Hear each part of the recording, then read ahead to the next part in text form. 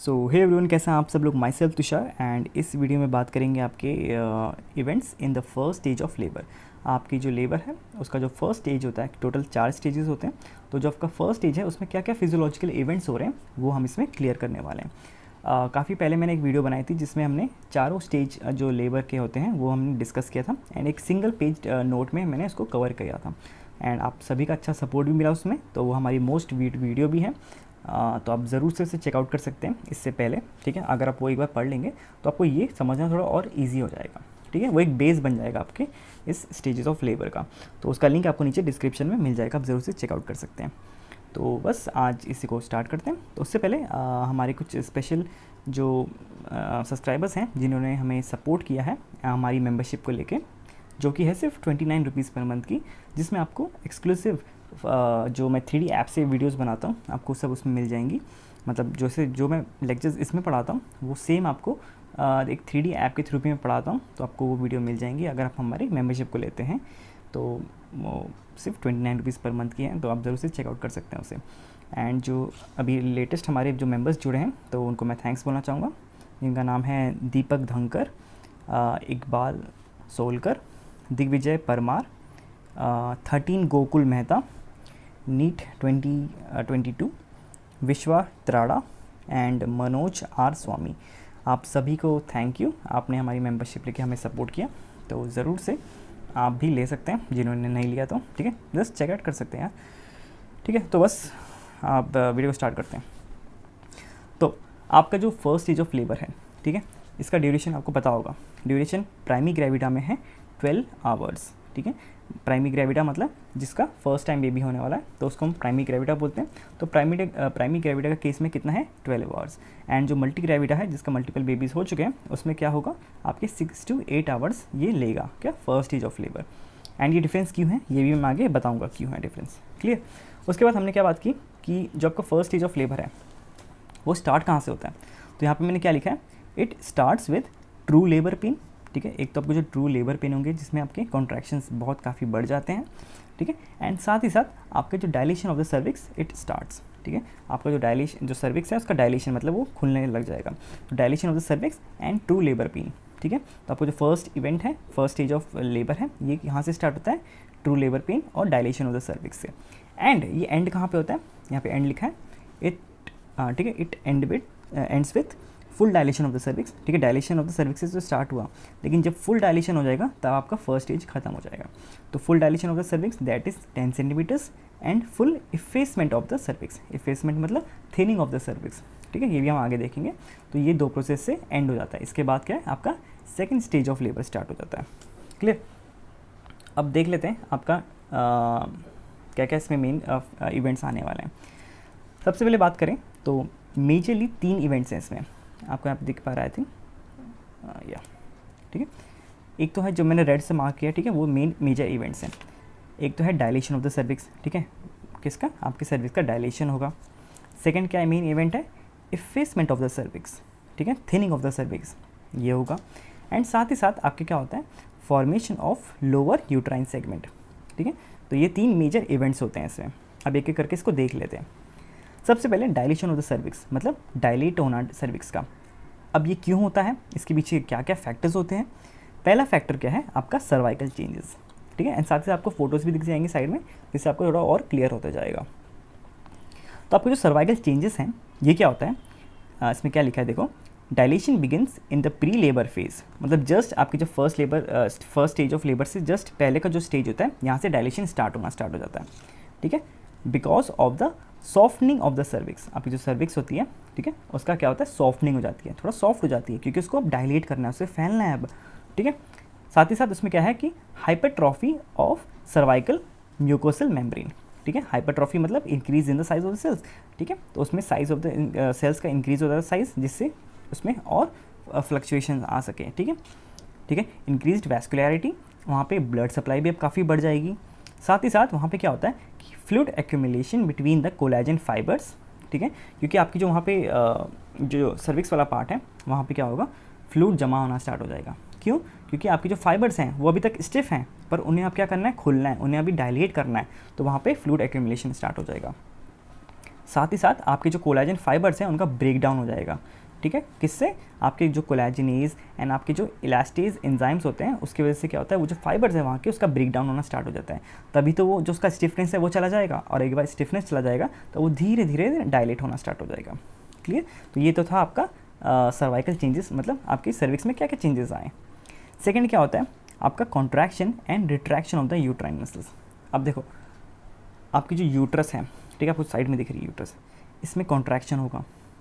Contraction के बाद एक रिट्रैक्शन वाला प्रोसेस भी होता है। इसका मतलब क्या होता है, आपकी जो सेल्स हैं, ठीक है, आपकी यूट्राइन जो सेल्स हैं ये क्या करती हैं, पहले तो एकदम एलिवेट मतलब लॉन्गेटेड है, अभी कॉन्ट्रैक्ट हुई, कॉन्ट्रैक्ट होने के बाद छोटी होने के बाद वो उसी साइज़ में रह गई, वो वापस अपनी ओरिजिनल साइज़ में नहीं गई, तो उसको रिट्रैक्शन बोलते हैं। तो क्या होता है आप पढ़ेंगे, when the muscles of the upper segment, ठीक है, मतलब आपका जो फंडस वाला एरिया, अब देखो आपको जो यूट्रस दिख रहा है यहाँ पर, इसका जो ऊपर वाला पोर्शन है इसको हम क्या बोलते हैं, अपर सेगमेंट, एंड ये आपका लोअर सेगमेंट, ठीक है, यहाँ पे दिख रहा है। तो ये क्या होता है, आपका जो अपर सेगमेंट है अभी वो कॉन्ट्रैक्ट कर रहा है, तो upper segment contracts and it retracts. The muscles of the lower segments, ठीक है, आपके जो लोअर सेगमेंट के मसल्स हैं, ठीक है, एंड सर्विक्स दे डायलेट, ठीक है, ऊपर वाले क्या कर रहे हैं, कॉन्ट्रैक्ट कर रहे हैं, और जो नीचे आपके जो लोअर सेगमेंट में मसल्स हैं और आपकी जो सर्विक्स है ये क्या कर रही है, डायलेट कर रही है। अब क्या है इसमें लिखा है, due to the bucket holding fashion of the fibres. अब ये क्या होता है, bucket holding fashion of the fibres, ये क्या चीज़ है, आपको फोटो में दिख रहा है। इसमें आपको क्या दिख रहा है, जो अपर वाली सेगमेंट, जो अपर सेगमेंट की जो फाइबर्स हैं, मसल फाइबर्स हैं, वो कैसी हैं, लॉन्गिट्यूडनल वे में अरेंज्ड हैं, और जो ये नीचे वाला है वो कैसा अरेंज है, आपके सर्कुलर फाइबर्स अरेंज हैं। तो आपको कैसा लग रहा है कि अगर जो ऊपर वाली है, ठीक है, आपको फोटो में दिख रहा होगा, जो ऊपर वाली है, जो ऊपर वाली जो फाइबर्स हैं ये क्या कर रही हैं, छोटी हो जा रही है, मतलब देखो ये ऊपर से, ये ऊपर वाला पार्ट। अब ऊपर वाले में क्या हो रहा है कि जो ऊपर वाली मसल से लॉन्गिट्यूडनल है तो ये छोटी हो रही है, ठीक है, छोटी हो रही है। तो छोटी होने से क्या होती है कि जो नीचे आपके लोअर सेगमेंट में जो सर्कुलर फाइबर्स हैं वो क्या होंगी, डायलेट होंगे ना, क्योंकि ऊपर वाले खींच रहे हैं उसको। क्लियर? तो इसमें वही लिखा है, that is the upper segment has longitudinal fibres which attaches to the lower segment which has circular fibres. So with each contraction cervix dilates and shortens more and more. Clear सी बात है, ऊपर वाले जो फाइबर्स लॉन्गिट्यूडनल हैं वो छोटे होंगे, तो वो नीचे वाले जो सर्कुलर फाइबर्स हैं सर्विक्स के वो पीछे पीछे खिसकने लगेंगे, पीछे पीछे मतलब छोटे छोटे होकर डायलेट होने लग जाएंगे, ठीक है। तो ये सेकंड प्रोसेस हो गया, contraction and retraction of the uterine muscles. Third क्या है आपका, फीटल एक्सेस प्रेशर। इसमें क्या होता है, देखो अब देखो यूट्रस है, उसके अंदर बेबी भी है। अब अगर बेबी वर्टेक्स पोजीशन में है, ठीक है, वर्टेक्स पोजीशन में होने से क्या होगा कि at each uterine contraction, uterus का जो कॉन्ट्रैक्शन हो रहा है, अब वो प्रेशर कहाँ पड़ेगा, बेबी पे तो पड़ेगा, तो बेबी पे पड़ेगा तो क्या होता है, द यूट्रस रियर्स फॉरवर्ड, ठीक है, and the force of फंडल contraction, मतलब वो ऊपर वाला पार्ट है जो यूट्रस का वो प्रेशर लगा रहा है, ठीक है, तो क्या होता है, is transmitted to the upper pole of the fetus, ठीक है, down the long axis of the fetus and is applied by the presenting part of the fetus on the cervix. मतलब क्या बोल रहा है कि देखो ऊपर से यूट्रस है, यूट्रस प्रेशर लगा रहा है, मतलब कॉन्ट्रैक्ट कर रहा है, उसके अंदर जो बेबी है तो बेबी भी क्या नीचे को पुश डाउन करेगा ना, तो वो नीचे जहाँ पे उसका प्रेजेंटिंग पार्ट होगा, समझो हेड है उसका प्रेजेंटिंग पार्ट, अगर सिफेलिक पोजीशन पे है वो, तो अगर उसका हेड प्रेजेंटिंग पार्ट पे है तो वो क्या करेगा, नीचे को पुश करेगा। इस प्रोसेस से भी क्या होता है, सर्विक्स और डायलेट होना स्टार्ट हो जाती है। क्लियर? एंड जो इसका लास्ट है पॉइंट है, that is a bag of membrane. अब देखो अब जो बेबी है उसके आसपास क्या है, एमनियोटिक फ्लूइड है एक मेम्ब्रेन के अंदर।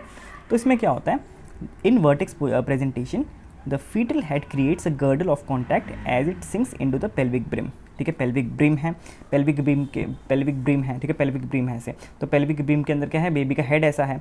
अब हेड के अंदर से कुछ कुछ जगह साइड में बची होगी ना, कहीं कहीं से जगह बची होगी, तो वहाँ से क्या होता है, वो फ्लूइड पास होता है, ठीक है, पर अभी भी वो मेम्ब्रेन के अंदर ही है, ठीक है, क्लियर, अभी भी मेम्ब्रेन के अंदर ही है।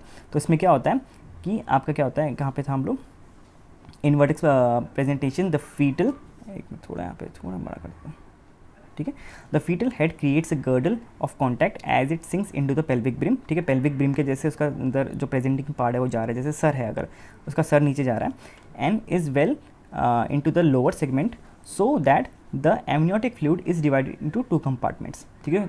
अब कुछ वाटर नीचे, एमनियोटिक फ्लूइड नीचे चला गया है, तो उससे क्या होगा, एक वाटर कंटेंट मतलब एमनियोटिक फ्लूइड ऊपर हो जाएगा, ठीक है, 2 कंपार्टमेंट बन जाएंगे, एक तो होगा हिंड वाटर, एक दूसरा होगा फोर वाटर, ठीक है, लोअर फोर वाटर।